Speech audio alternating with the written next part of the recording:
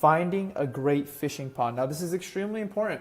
A lot of times people don't have clients. They can't get clients because they don't have a right fishing pond to find clients, right? So first thing that I would do is maybe go into something like a Facebook group, right? Like let's say you were to help people lose weight or whatever it is that you help people with, real estate, I don't care what you do, right? You could go to Facebook right here, and then you could go to groups, and then you could go to where your dream clients hang out, right? So you want to start thinking like them. What are some stuff that they would search up? They would probably search up, if they're trying to lose weight, they would probably search up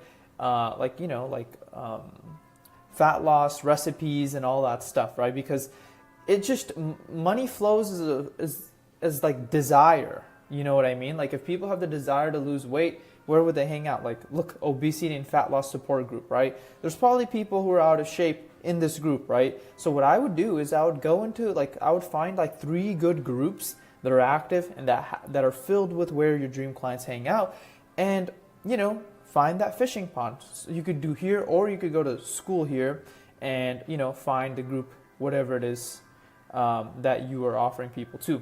Right? So this is the second thing.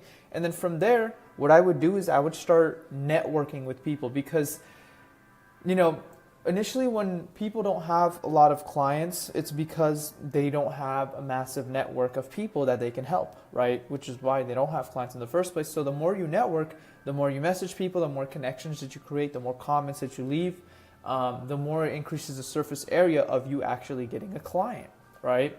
So then I would start networking with people. Clearly, in your social media, in the bio, I would actually add your offer too, and I would make it optimized for what you help people with.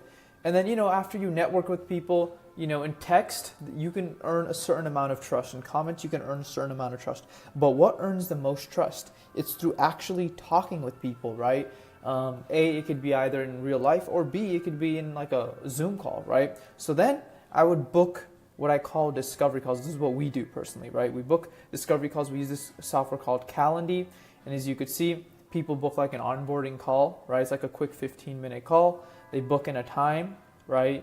And, we just kind of have a conversation. We create connection, and, we just see what people's goals are. We're like, when I book a discovery call with people, I'm like, hey, welcome to XYZ. I'm kind of curious. Like, what are you currently doing? Oh, what's your goal? XYZ, right? So I just kind of figure out what they want. I qualify them to see if they got money, see if they want help and stuff like that. And then if they do, then they go into the next step, which is pretty much like a scaling call, right? You could call it whatever you want. You could call it onboarding call or whatever. And pretty much inside of here, we added a description like want to scale to 10 to 100K a month on school. But for you, you could add like, want to lose 20 pounds of fat, or whatever it is that you help people with. It could be anything, right?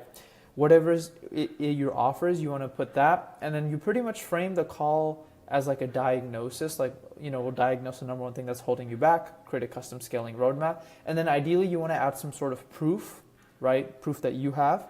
And then they book in a time with you, and you can kind of talk to them, see if they're a good fit. And then that's really how you get clients, right? So that's pretty much how you do this. I pretty much give you guys a speed run of this. And yeah.